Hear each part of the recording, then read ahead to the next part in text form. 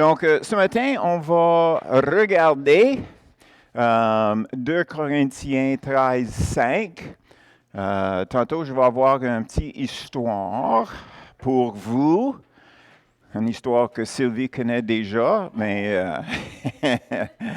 on va avoir du plaisir, comme on dit en français, n'est-ce pas? On va avoir du plaisir ce matin, surtout moi avec le marteau, puis vous qui le reçoivent. OK. Mais c'est un marteau qui est rembourré de velours, pareil, que ça paraît pas si mal que ça. Mais tu sais, on n'est pas là pour juste pour passer du temps, n'est-ce pas? Donc, si on est là pour avancer, ça c'est notre objectif, n'est-ce pas? Cool? Tu es là pour avancer. Hein? Ses vacances sont finies, maintenant, il peut avancer. Donc, commençons avec 2 Corinthiens 13, le verset 5.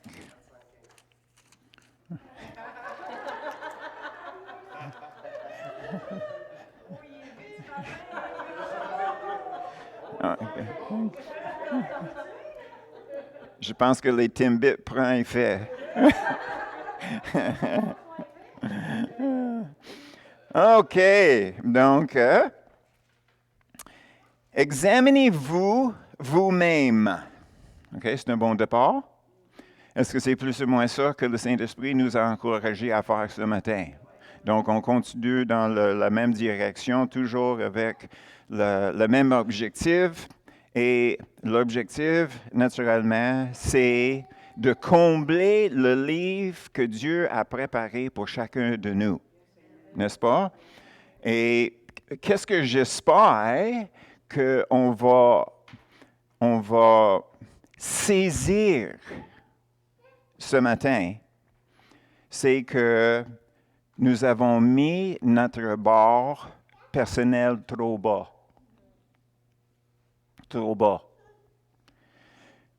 Suivre le Seigneur avec un standard qui est trop bas. Donc, naturellement, le Seigneur veut qu'on monte la barre dans chacun de nous. N'est-ce pas? OK. Pourquoi? Parce que lui, il voit grand.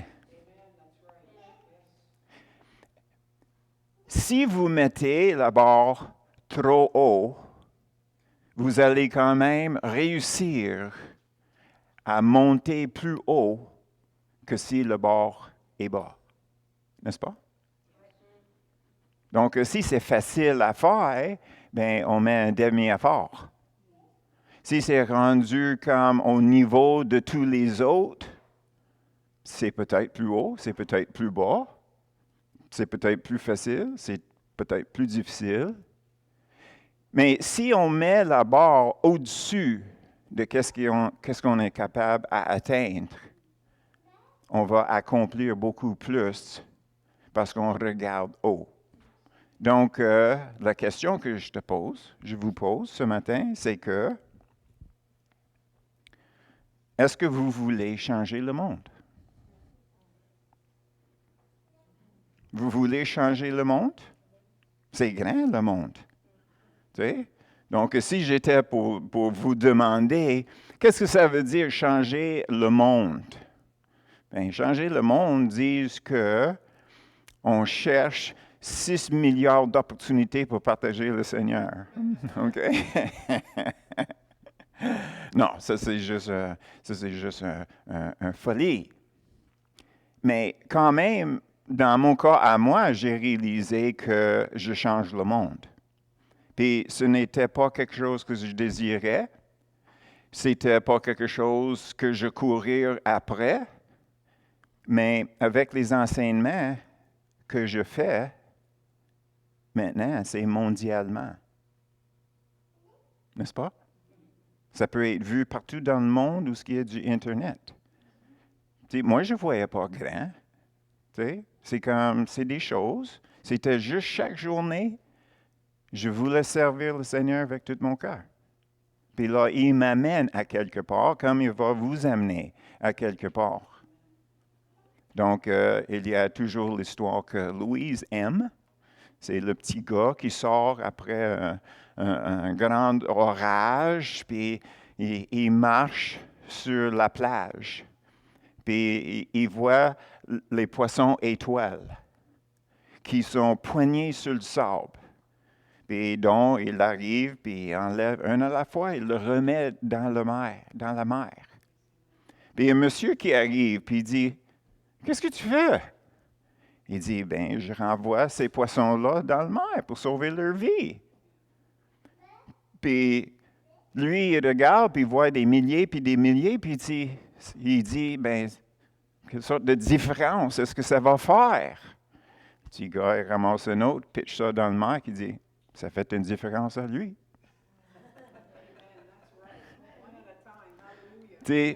Nous ne savons pas, nous ne connaissons pas la personne qui a amené Billy Graham et les autres évangélistes au Seigneur. Mais peu importe qui c'était, cette personne-là partage dans toutes les œuvres que Billy Graham a accomplies dans sa vie, n'est-ce pas? Comme ça, on ne sait jamais s'il va être nos petits-enfants qui vont prendre ses ailes dans le Seigneur pour sa génération à lui. Donc, on ne devrait jamais regarder les choses qu'on fait comme petits, mais juste comme une contribution dans les œuvres du Seigneur qui finalement va produire quelque chose. Mais si nous avons devant nos yeux, je veux changer le monde, on va toujours garder notre regard à faire quelque chose pour le Seigneur chaque jour. N'est-ce pas? Donc, ce n'est pas compliqué. Puis, le résultat ou le récolte appartiennent à Dieu. On sème, on arrose, le reste lui appartient. Mais il fallait qu'on soit là pour semer. Il fallait qu'on soit là pour arroser. Et juste pour terminer mon intro, OK? Considérez la façon que vous priez. Est-ce que vous priez de la crainte? Est-ce que vous priez de l'inquiétude? Est-ce que vous priez selon des bonnes idées? Comment est-ce que vous priez? Si vous priez de vos craintes, est-ce que vous suivez le Saint-Esprit? Est-ce que Dieu est nerveux? Est-ce que Dieu est craintif? Bien, c'est drôle qu'on va prier de cette source-là.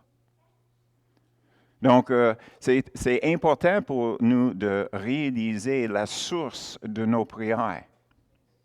La source. Est-ce que Dieu aime toutes les personnes pour qui on prie? Moins que nous? Mais pourquoi est-ce que nous sommes inquiets qu'il n'essaie pas de le rejoindre? Pourquoi est-ce que nous avons peur de quelque chose?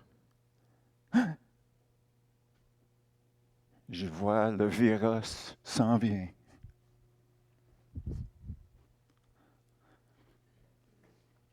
Si on vit pour le Seigneur. Si on meurt pour le Seigneur. On ne devrait pas être menacé par la mort. Paul a dit, ce serait bien plus intéressant rendu là-bas que rester ici. Est-ce que vous voyez ça de pareil? C'est beaucoup mieux là-bas qu'ici. Bien, pourquoi vous agissez d'une façon qui va vous garder ici? Tu sais, commence à évangéliser tout le monde en espérant que quelqu'un va te tirer mort. Puis là, tu vas au ciel. Fini! Hein? Tout ça pour dire, c'est parce que sans le réaliser, nous avons une crainte de ne pas plaire les autres. C'est ça notre crainte. C'est juste ça. Mais, tu sais, Si je dis ça, peut-être il ne m'aimerait pas. Sans dessin, il t'aime pas pareil. Il est juste poli. Donc, on doit réaliser d'écouter la petite voix douce, toujours du Saint-Esprit. Tout le temps. Tout le temps, tout le temps. Là, on peut commencer une étude, OK? OK, regarde. 2 Corinthiens 13, 5 commence. Examinez-vous vous-même pour savoir si vous êtes dans la foi. Éprouvez-vous vous-même. Ne reconnaissez-vous pas que Jésus-Christ est en vous? À moins peut-être que vous ne soyez désapprouvés. Désapprouvés. Désapprouvés. OK. Premièrement, si on va s'examiner, il fallait que nous avons un point de référence, n'est-ce pas? T'sais, si on va s'examiner, ben, il faut qu'il soit un critère. Le critère est là, moi je fais ça. Est-ce que les deux concordent, n'est-ce pas? Donc, il fallait que nous avons quelque chose comme critère pour être capable de s'examiner. OK? Donc, c'est sûr, on peut sonder le Seigneur avec des questions vagues, mais si on veut aller un peu plus spécifiquement, c'est ça qu'on cherche. Donc, qu'est-ce qu'on va faire? C'est qu'on va commencer avec Tite 3.5. Et ça, c'est un peu qu'est-ce que nous avons regardé il y a 3 semaines. Donc, c'est juste une petite revue 3.5.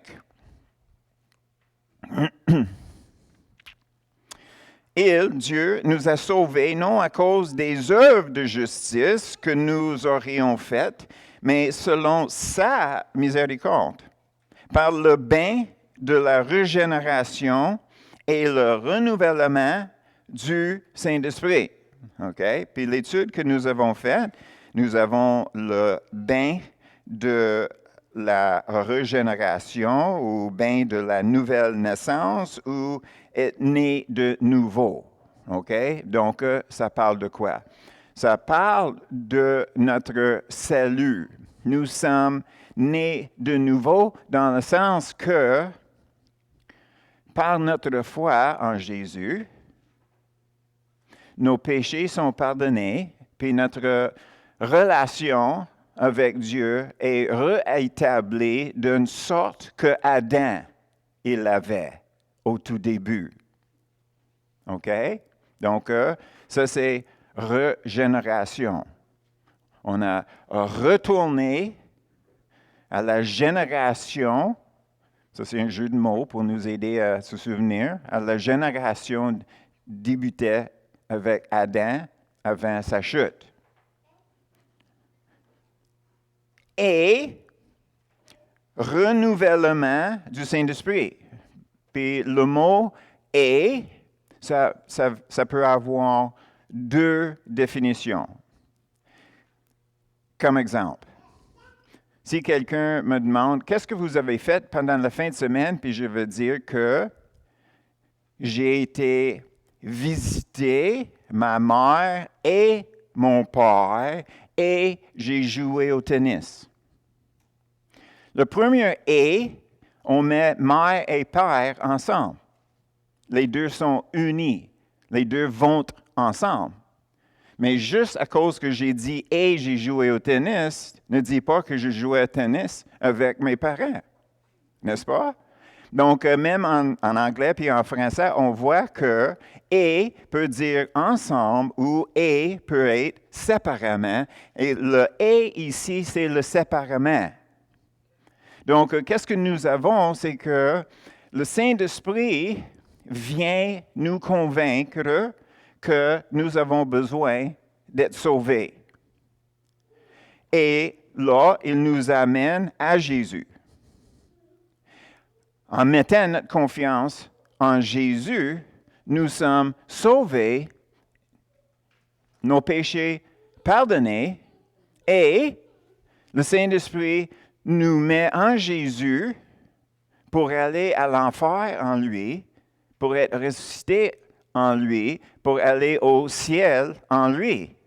Donc, l'Écriture qui dit que nous sommes assis avec lui dans les lieux célestes. OK?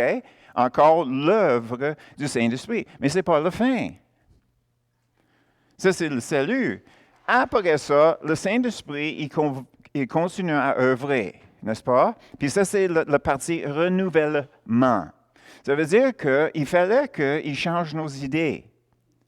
Maintenant, nous avons en nous le désir de voir les choses de la façon de Dieu, parce que nous avons maintenant la nature divine qui est implantée en nous. Donc, Christ demeure en nous. Qu'est-ce que ça veut dire? Bien, ça veut dire que le point de vue que Jésus, il a, ça c'est mon nouveau point de vue.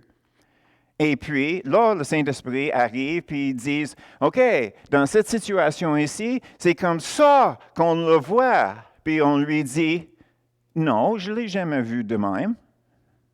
Oui, je le sais. Ça, c'est le Saint-Esprit qui parle. Oui, je le sais. Mais maintenant, on change notre façon de voir choses pour concorder avec Dieu. Puis on dit, oh, quelle œuvre! Puis c'est une vraie œuvre pour le Saint-Esprit. Nous pensons que c'est difficile parce que c'est nous qui changeons nos pensées. Mais imagine le Saint-Esprit qui essaie de faire ça en nous. Est-ce qu'il n'y a pas une personne ici qui est capable de dire que vous êtes têtu parfois? Claude, tu me regardes drôlement. Oui, nous sommes têtus. Pourquoi? Bien, qu'est-ce qui arrive, c'est que la première chose que notre cerveau entend, le prend comme la vérité. Ça, c'est la façon que nous sommes fabriqués, si on veut. Okay? On entend quelque chose, la première chose qu'on voit, on entend quelque chose sur un certain sujet, okay? Bien, pour nous, ça devient la vérité. Okay? Si nous sommes convaincus que nous avons raison, okay? Essaye de changer mes idées, toi. Hein? Hein, Louise? Ouf. C'est pas évident, OK? Donc, Louise a trouvé le tour, tu sais. Puis, qu'est-ce qu'elle me dit? Elle dit, c'est que je sais quand que j'ai raison. Hey, toutes mes défenses baissent. Hein? Qu'est-ce que tu peux dire après ça? Ça veut dire qu'on ne chicane pas. Tu sais, il n'y a pas de débat. Tu sais. Je ne peux pas le convaincre. Tu sais. Oublie ça. Puis c'est la même chose avec le Saint-Esprit. Le Saint-Esprit arrive en disant, inquiétez-vous pas. Mais pourquoi? Ben, est-ce que le Saint-Esprit a une réponse pour ça? Dieu t'aime. Il prend soin de vous. Pourquoi est-ce que vous vous inquiétez? Tu sais, ça ne fait aucun sens pour le Saint-Esprit qu'on s'inquiète. Puis la peur, c'est juste une extension de ça quand même. N'est-ce pas?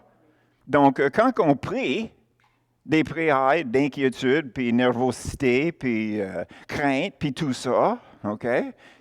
Je vais vous donner la photo de Dieu au ciel. Lui, il ne comprend pas. Bien, il comprend dans le sens qu'il comprend, mais il ne comprend pas pourquoi. Tu sais?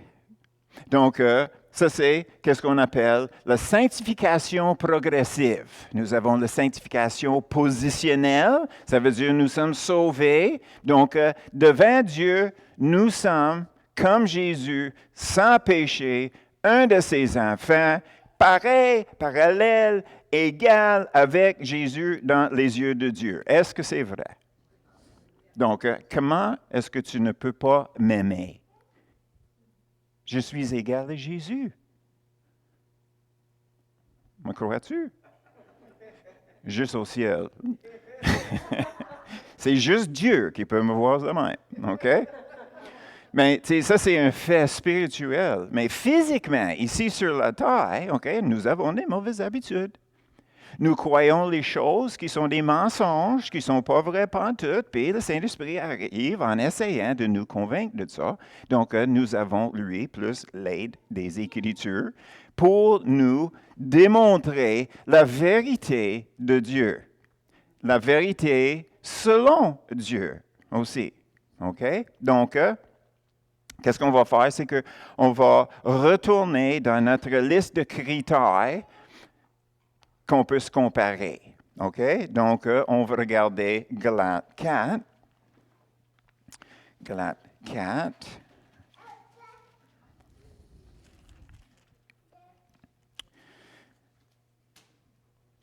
Le verset 19. OK. Mes enfants, pour qui j'éprouve de nouveau les douleurs de l'enfantement, jusqu'à ce que Christ soit formé en vous. OK? On a déjà fait l'étude là-dessus. OK? Puis qu'est-ce qui est arrivé? C'est que les chrétiens de la région de Galate étaient infiltrés par ceux qui disaient, oui, tu es sauvé par Jésus, c'est pas nécessaire de sacrifier les sacrifices comme qu'on faisait dans l'Ancien Testament, mais il fallait que vous continuiez à suivre la loi de Moïse.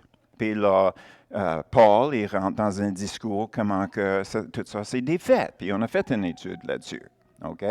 Puis le parti qui est important, c'est le parti que vous soyez formés. OK? Donc, maintenant, on réalise qu'il fallait qu'on soit formé en Christ. Ça veut dire Christ qui demeure en nous doivent sortir de en nous envers l'extérieur. N'est-ce pas? OK.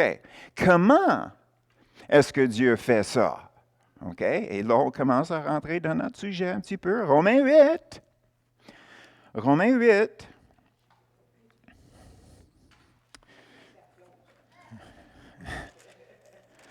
Oui, madame. Verset à moi tout. OK.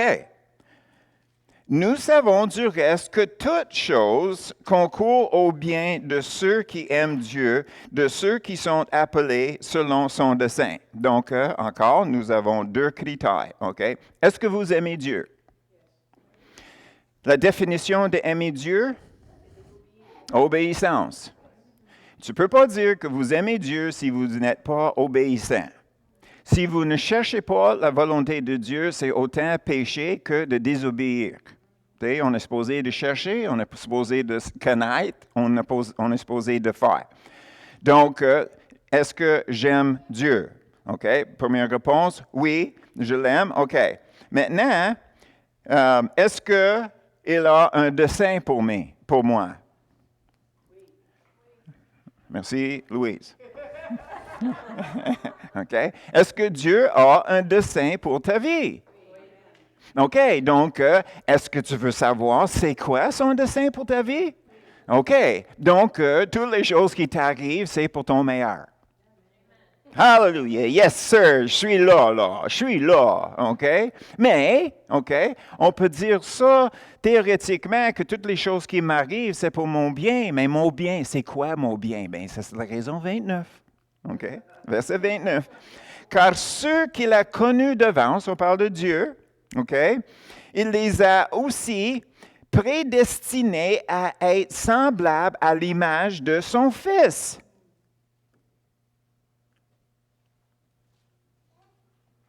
Donc, qu'est-ce que nous avons comme critère? C'est que Dieu n'est pas obligé de créer les situations pour nous comme si on était à l'école.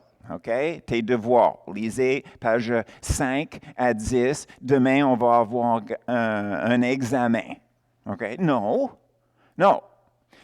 On vit sur la planète Terre. Les choses nous arrivent. Et comme Carole nous a dit, OK? Nous avons une réaction. Sans dessin. Tu sais? ou bien, et voilà. Ou bien, un autre. N'est-ce pas? OK. Toutes ces choses-là sont produites par une circonstance. OK? Est-ce que Jésus fait ça? Non, il fait ça. Il dit, sois béni. Sois béni. Non, il ne fait pas ça non plus.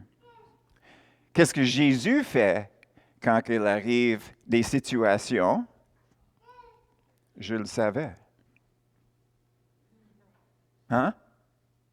Je le savais. Comment est-ce que je l'ai su? Pourquoi est-ce que je l'ai su? Parce que le Saint-Esprit lui parlait. Donc, quand que les choses nous arrivent, si on est vraiment à l'écoute, si on commence notre journée avec le Saint-Esprit, puis le Saint-Esprit nous dit, ça va être difficile pour toi aujourd'hui. C'est comme, oh! OK, première chose, on compose 777, un 444. Patronne, je suis malade aujourd'hui, je ne rentre pas. Non, non, puis je parle d'expérience. J'ai déjà essayé de contourner le plan de Dieu dans ma vie dans une journée, puis c'était 2 fois pire. OK? C'est comme, moi, je poussais, je tiroyais, je faisais tout là, pour être sûr que j'étais pour finir à 4h30, c'est fini là. 7h le soir, j'étais à l'ouvrage.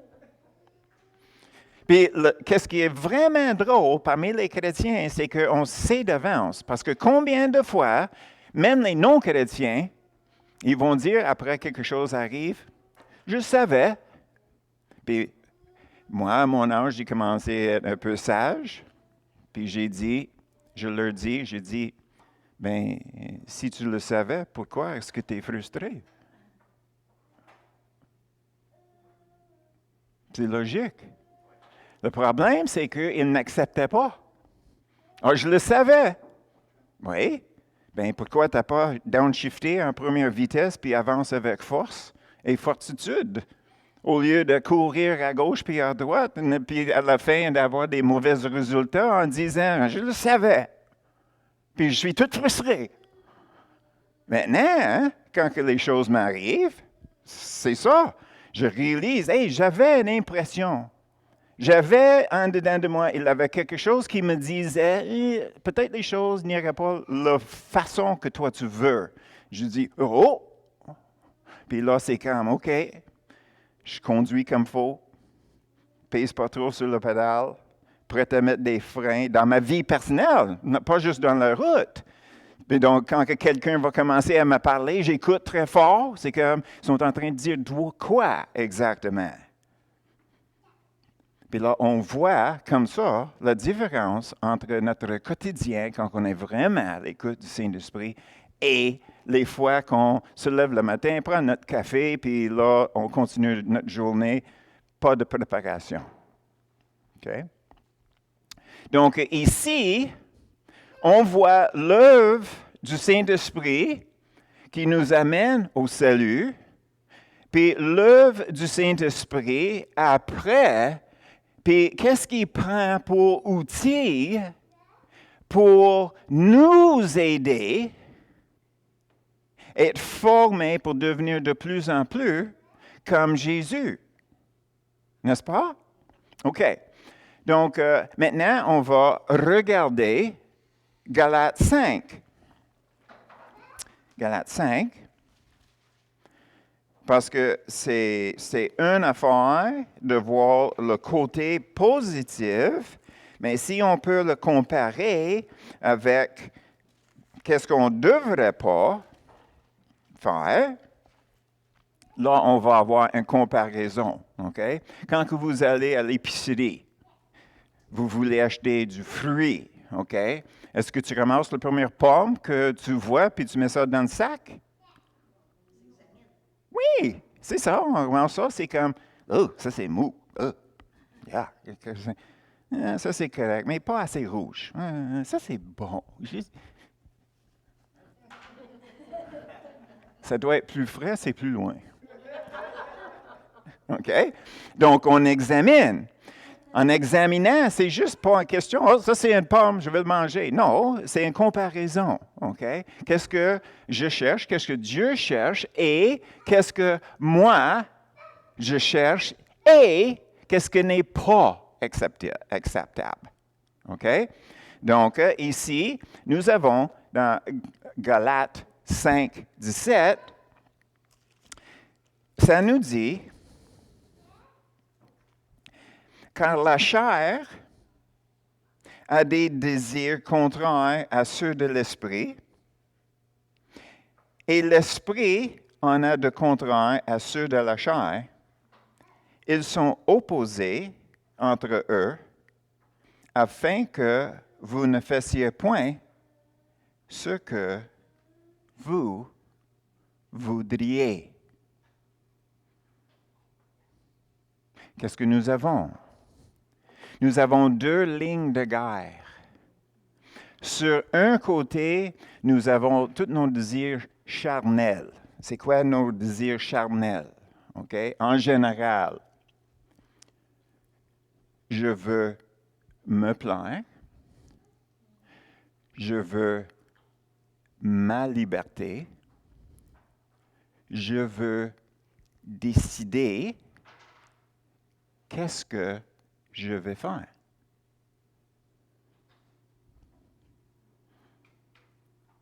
C'est le moi, je. Moi, je. C'est un beau mot. Moi, je. N'est-ce pas? Moi, je préfère. Good. Vous écoutez, hein? C'est merveilleux, hein, Ghislaine? Je sais quand j'ai raison. Wow! OK. Donc, qu'est-ce qu'on réalise, c'est que toutes nos vies, on va avoir un combat. Pourquoi? Pourquoi on ne peut pas être libéré une fois pour tout? Si j'ai la nature divine qui demeure en moi, je devrais être capable de me laisser aller, puis Dieu va se produire dans ma vie. Ça marche-tu de même? Non. Pourquoi? Bien, Paul l'avait touché quand il parlait de la fin de la chapitre 7 en Romains. Il disait, les choses que je veux faire, je ne les fais pas. Les choses que je ne veux pas faire, c'est ces choses-là que je fais. Là-dedans, je vois qu'il y a une loi dans mes membres. Mais lui, il ne savait pas. Ben, peut-être il savait, mais on n'a pas eu le vocabulaire jusqu'à dernièrement pour décrire de quoi il parlait. Parce que maintenant, nous avons sorti ADN. ADN. Puis on réalise que nous ne sommes pas plus que 4 lettres en recette, en ordre, répété.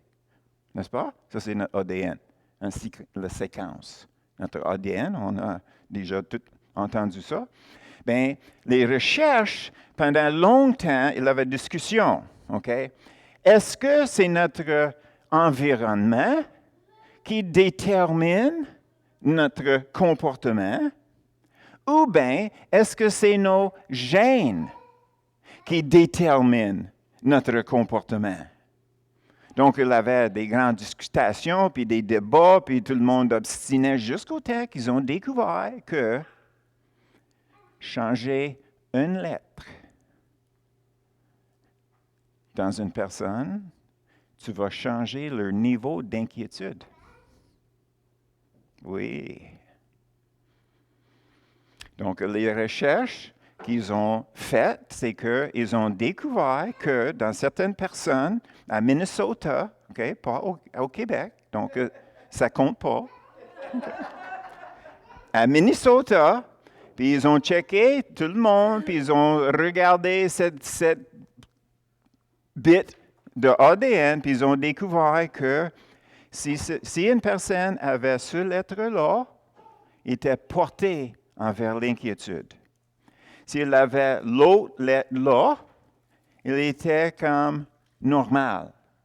Il avait des soucis, il avait des petites inquiétudes. Mais si c'était une autre lettre, la personne, il s'en foutait.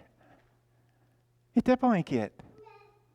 Plus que normal, tu sais, les choses qui nous arrivent, on peut s'inquiéter quand même. Mais tout ça, c'était comme preuve que notre ADN produit à peu près 80% de notre comportement. Donc, c'est la faute de mes parents que tu m'aimes pas. Et pour eux, leurs parents, puis ça recule jusqu'à Adam, puis la chute. Mais qu'est-ce qui est important, c'est de réaliser qu'on va avoir probablement les mêmes combats dans nos vies, toutes nos vies. Donc, la seule chose qu'on peut changer, c'est notre attitude envers la situation quand que ça nous arrive. C'est quand je sais que j'ai une faiblesse. OK? Donc, mets pas une tarte devant moi. OK? Mets pas une tarte devant moi. Et je vais être attiré à le manger. Donc, mets juste une pointe. Je peux gérer une pointe. Je mange tout, calories limitées. Mais la tarte au complet, OK? Je suis tellement fou, je mangerais. Tu sais? Ça, c'est exagéré, n'est-ce pas? Mais la chose, c'est que, OK? Même si c'est notre ADN qui contribue tellement à notre comportement, est-ce que Dieu nous excuse? Non. Hey, c'est pas juste. Non, mais vraiment, j'ai une bonne excuse, puis il ne l'accepte pas.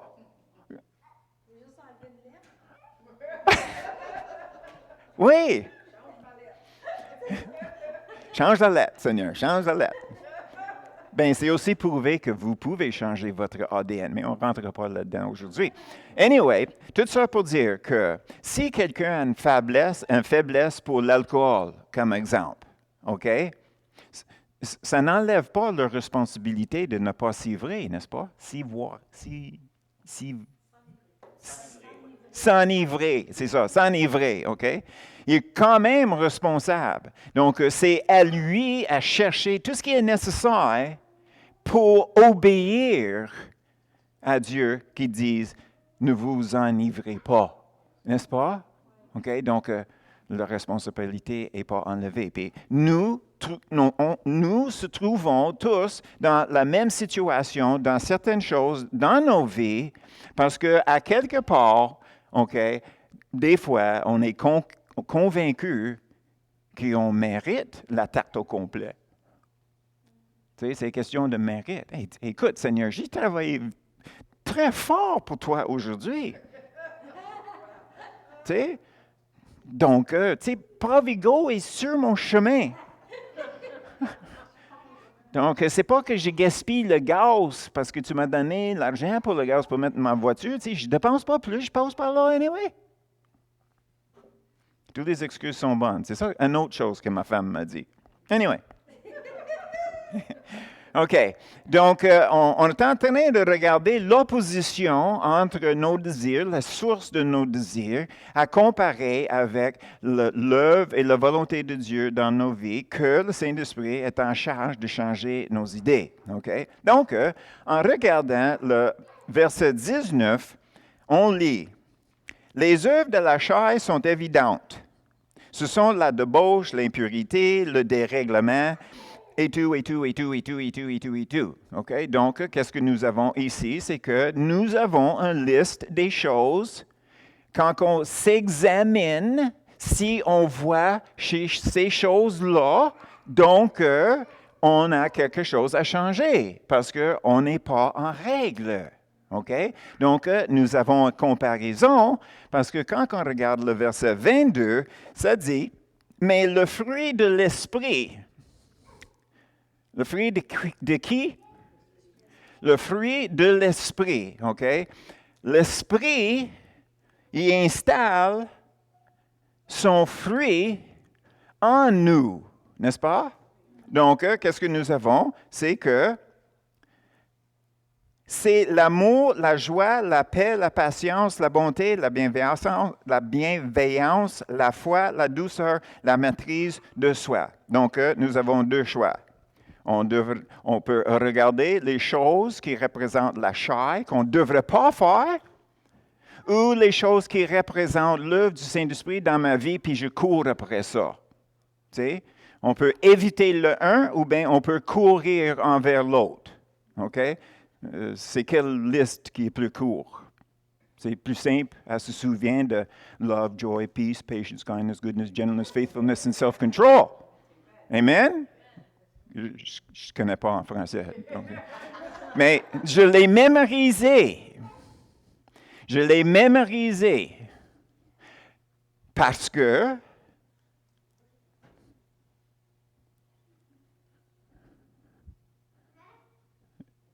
je m'examine. Hein? Les Écritures disent qu'un chrétien rebond avec les actions de grâce. Est-ce que ça, c'est notre façon de parler? Ça, c'est une autre question. Anyway. OK.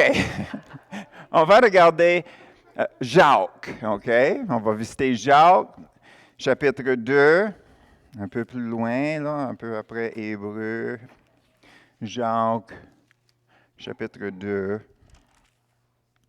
le verset 14. OK. Mes frères, que sert-il à quelqu'un de dire qu'il a la foi s'il n'a pas les œuvres? Cette foi peut-elle le sauver? La réponse c'est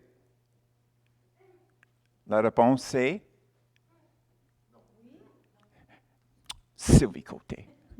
La réponse est non. La réponse est non. Tu ne peux pas avoir la foi pour te sauver si tu n'as pas d'œuvre. Est-ce que c'est vrai? Verset 17, OK? Il en est ainsi de la foi, si elle n'a pas les œuvres, elle est morte en elle-même. OK? Qu'est-ce que ça veut dire?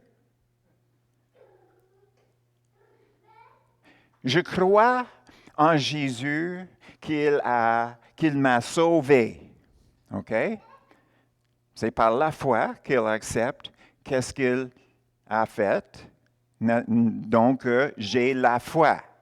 Ça, c'est ma confession. Est-ce que c'est suffisant?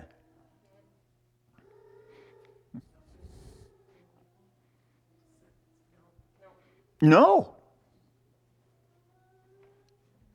Oh, est-ce que c'est vrai? Verset 24. Vous voyez que l'homme est justifié par les œuvres et non par la foi seulement. OK. Sujet fermé, on sait. OK? Donc, juste une question. C'est quoi les œuvres? Tout ce qu'on fait en obéissance au Saint-Esprit, c'est les œuvres. Il n'y a pas de salut pour la personne qui ne suit pas le Saint-Esprit. Ou bien s'il connaît le Saint-Esprit par ce nom-là, l'Esprit de Christ, l'Esprit de Dieu, l'Esprit Saint. Peu importe comment on le dit, les œuvres qui produisent la fin de notre salut, c'est dirigé par le Saint-Esprit qui est en train de nous former en Christ. OK? Donc, une personne qui ne démontre pas le fruit du Saint-Esprit dans notre attitude et les œuvres ensemble, cette personne-là n'est pas sauvée. Donc, écoutez, okay? Et si on pense que ça c'est un peu dur, là, il faut considérer quelque chose, OK? Est-ce que c'était facile pour Jésus nous sauver? Pourquoi est-ce qu'on doit penser que c'est facile pour nous autres d'être sauvés? N'est-ce pas? Tu sais, c'est juste logique, normale, là. C'est pas exceptionnel. C'est pas Einstein qui parle ici, là. N'est-ce pas? Donc, quand on va regarder 1 Corinthiens 13, 3, on va remarquer quelque chose avant de finir pour ce matin. 1 Corinthiens 13.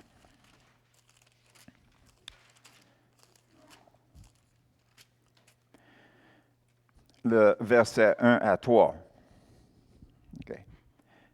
Quand je parlerai les langues des hommes et des anges, si je n'ai pas l'amour, je suis un airain qui résonne ou un cymbale qui retentit. Et quand j'aurai le don de prophétie, la science de tous les mystères et toute la connaissance, quand j'aurai même toute la foi jusqu'à transporter des montagnes, si je n'ai pas l'amour, je ne suis rien. Et quand je distribuerai tous mes biens pour la nature, pour la nourriture des pauvres, quand je livrerai même mon corps pour être brûlé, si je n'ai pas l'amour, celle ne me sert de beaucoup. Non, de rien. Donc, qu'est-ce que nous voyons ici? Probablement, vous avez remarqué que c'est notre attitude qui commence, l'amour, qui produit. Donc, qu'est-ce que nous avons? C'est que nous avons l'œuvre de Dieu en nous qui compte en premier, puis les œuvres qui comptent deuxièmement. Donc, si on regarde ici, ce n'est pas parce que je donne mon argent pour nourrir ceux qui sont faim. Ce n'est pas parce que je donne les messages, comme Louise a fait ce matin, qu'elle a l'approbation de Dieu sur sa vie. Non. Les dons spirituels ne sont pas une approbation pour la personne qui le démontre. C'est pas ça. Parce qu'on sait que les dons sont là pour aider les autres, pour édifier les autres. Donc, il n'y a pas de saut d'approbation sur nous juste à cause qu'on peut faire des choses par les dons spirituels. Non, c'est pas ça. Même si on est des missionnaires, puis on donne nos vies, puis nous sommes brûlés sur le piquet, sur le poteau à cause du fait qu'on parle de Jésus. Si on le fait sans l'attitude d'amour, puis cet amour-là, c'est agapé, c'est l'amour de Dieu, mais ça ne compte pas. T'sais? Donc, on réalise par cette étude ici que qu'est-ce qui arrive, c'est que le Saint-Esprit commence à l'intérieur. Il produit des choses à l'intérieur. Puis là, après ça, c'est à nous à sortir les choses à l'extérieur. Ça, c'est l'ordre. Donc, quand on s'examine, c'est ça que tu es en train de faire. C'est pas de regarder qu'est-ce que je fais à l'extérieur. Toutes les preuves pourquoi je suis sauvé, incluant un prière, toutes ces choses, non. Ça c'est pas s'examiner. Ça, c'est juste comme se flatter. Regarde, qu'est-ce que j'ai fait? Ouais, mais les choses que tu n'as pas faites. N'est-ce pas? On est plus souvent dans le péché pour les choses qu'on ne fait pas que les choses qu'on fait.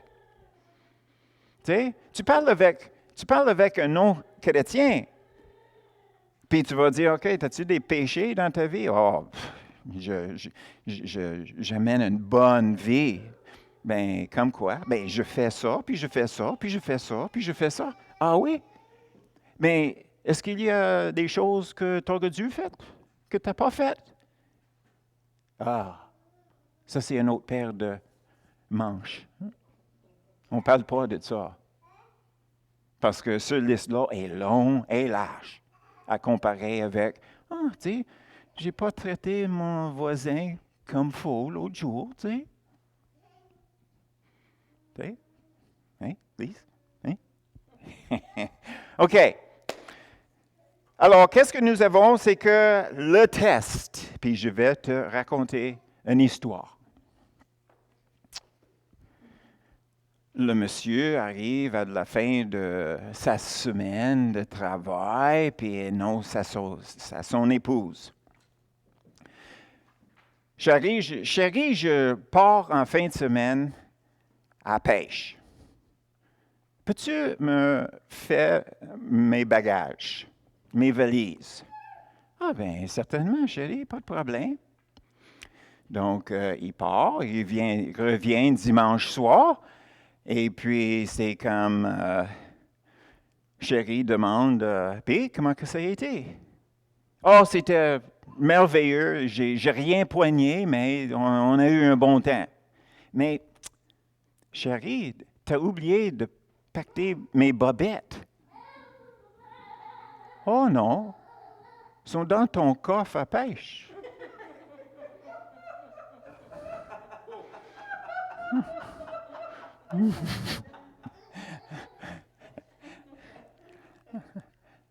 Pourquoi vous riez? Parce que ce monsieur-là, il ne savait pas, lui aussi, OK?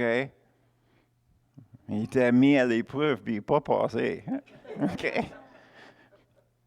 Parce que s'il n'a pas sorti ses bobettes, c'est parce qu'il n'a pas ouvert son coffre. Hein? N'est-ce pas? OK. C'est quoi le lien avec nous autres comme chrétiens?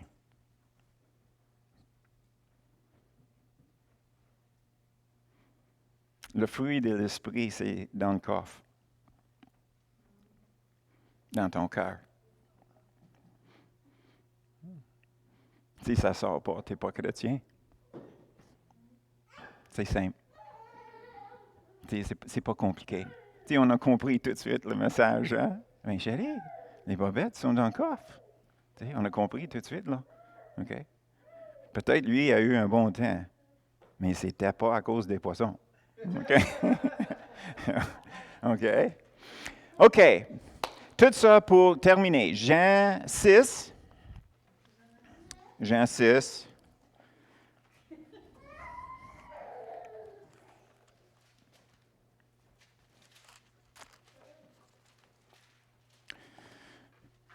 Nous lisons dans Jean 6, le verset 51. Jésus parle, il dit, « Je suis le pain vivant qui est descendu du ciel. Si quelqu'un mange de ce pain, il vivra éternellement. Et le pain que je donnerai, c'est ma chair, que je donnerai pour la vie du monde. » Le verset 53 à 56. Jésus leur dit, en vérité, et quand on voit ça deux fois, qu'est-ce que ça veut dire? Oui, il va introduire quelque chose qui n'était pas dévoilé avant. Donc, si vous ne mangez la chair du Fils de l'homme et si vous ne buvez son sang, vous n'avez point la vie en vous-même.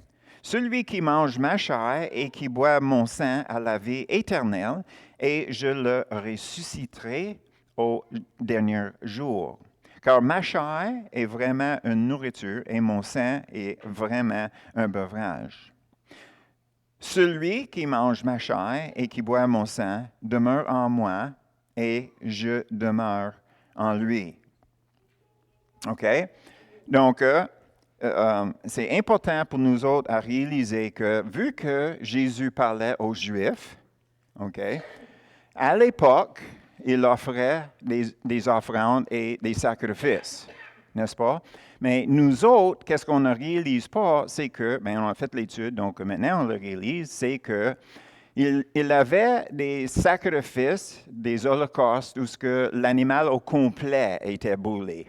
Mais pour les autres, qu'est-ce qui arrive, c'est que le sang était versé autour de l'autel, premièrement, puis après ça, bien, la viande était cuite et puis le prêtre qui faisait ça pour l'autre personne, les deux s'assoyaient et ils en mangeaient ensemble.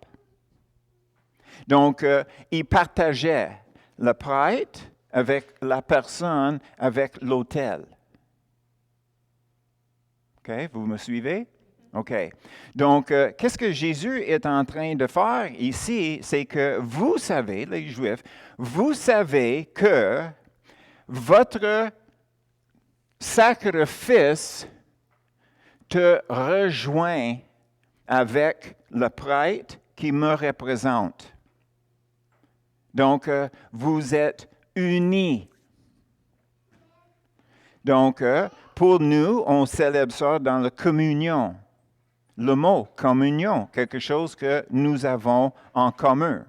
Mais naturellement, le problème, c'était que les Juifs le prenaient comme littéralement. Tu sais, comment est-ce qu'on peut manger son sang? Comment est-ce qu'on peut boire son sang? Puis c'est ça qui arrive dans les versets 66 et 71. Dès ce moment, quand que Jésus disait ça, plusieurs de ses disciples se retirent et ils n'allèrent plus avec lui. Jésus dit donc aux 12, « Et vous, ne voulez pas aussi vous en aller? » Simon-Pierre lui répondit, « Seigneur, à qui irions-nous? Tu as les paroles de la vie éternelle. Et nous avons cru et nous avons connu que tu es le Christ, le Saint de Dieu. » Jésus lui répondit, « N'est-ce pas moi qui vous ai choisi, vous, les 12, et l'un de vous est un démon? » Il parlait de Judas Iscariot, oui, fils de Simon, car c'était lui qui devait le livrer, lui, l'un des 12. Donc, la raison pourquoi j'amène ça, c'est que nous avons l'idée qu'un disciple, c'est quelqu'un qui est comme collé à Jésus, mettons. Okay? Mais dans le grec, ce n'est pas ça. Dans le grec, le mot c'est mathètes. Mathètes. Puis, qu'est-ce que ça veut dire? C'est quelqu'un qui apprend, tout simplement. Il n'est pas sauvé. Ça, c'est pour ça, ceux qui étaient ses disciples, ils partaient. Ils partaient. Il était un disciple, mais un disciple, c'est juste quelqu'un qui apprend. T'sais, nous autres, on lit ça, disciple, oh, OK, lui était vraiment sauvé, c'est un chrétien. Non, pas en tout. Pour dire ça dans nos mots à nous, un disciple, c'est un apprenti, un élève, un étudiant. Donc, une personne peut avoir la tête pleine d'informations sur Jésus, puis il sera un disciple, pas nécessairement sauvé. Ce n'est pas avant qu'il fait les œuvres, qui démontre que qu'est-ce qu'il a appris et a mis en action, qu'il sera sauvé. OK? Donc, pour nous, c'est de réaliser, peut-être la prochaine fois qu'on est en train de lire les Écritures, changer disciple pour élève. Et pendant qu'on pensait de Romains 8, 28 et 29, OK, réaliser que c'est Jésus qui a choisi Judas. OK? Donc, tu sais, les choses qui nous arrivent dans nos vies, c'est des épreuves, c'est des tests, c'est produit dans nos vies pour qu'on puisse maturer, qu'on puisse avancer. Et qu'est-ce qu'on doit réaliser, c'est que pendant que nous sommes ici, on est supposé d'avoir des troubles. D'être un bon chrétien n'évite pas les troubles, des problèmes. Tu sais, c'est pas un police d'assurance. Oh, tu sais, oh, tu es un bon chrétien, ça va être pavé devant toi. Non. Hein, Ghislaine? Donc, tout ça, c'est inclus dans le verset qu'on a regardé. Examinez-vous vous-même. Examinez-vous vous-même. Et Ça, c'est dans votre conversation et votre comportement. Donc, nous avons le fruit de l'esprit. Qu'est-ce qui sort de ta bouche? Est-ce que c'est continuellement les actions de grâce? Ça devrait être. Tu sais? Ah, Dieu m'a fait ça, Dieu m'a fait ça, Dieu m'a fait ça. Tu sais, belle journée, je suis tellement content que j'ai des yeux pour voir ça. Tu sais? Puis la personne à côté, c'est comme ça tout le temps. OK, mais moi, je l'apprécie. C'est ça la différence. Tu sais? Au lieu de toutes les autres choses. Ah oui, plus encore, et plus encore. Non, le soleil brille. Il pleut. Non, c'est juste que tu ne vois pas le soleil, c'est à l'autre bord des nuages, mais il brille. N'est-ce pas? Donc, c'est ça. Est-ce que nous regardons les nuages, puis qu'est-ce que ça produit dans nos vies? Ou bien est-ce qu'on voit le soleil, puis tous les atouts qui viennent avec le soleil et la pluie dans nos vies? Je devrais sortir le chant que j'ai. J'ai un chant qui dit, c'est country, naturellement, puis il chante, il dit, « Merci Dieu pour les temps difficiles. » J'aimais pas cette chanson-là au tout début. Là. Comment ça se fait que tu peux chanter une affaire de même? Puis avec le temps, là, j'écoutais, puis à un moment donné, j'ai réalisé, oui, c'est vrai. Tu sais, on n'avance pas, on devient de plus en plus comme Jésus si on n'a pas des temps difficiles. Et quand on a des temps difficiles, c'est aussi le temps pour s'examiner, pour dire que est-ce que je veux continuer de même? Est-ce que je veux être comme mon Père dans cette façon d'agir? Non. Bien, arrête d'abord. Changer d'idée. C'est pas compliqué, tu sais. Mais, naturellement, c'est le Saint-Esprit qui nous donne les outils pour reconnaître les choses et de soit les contourner ou tasser des choses. Amen. Donc, on va terminer.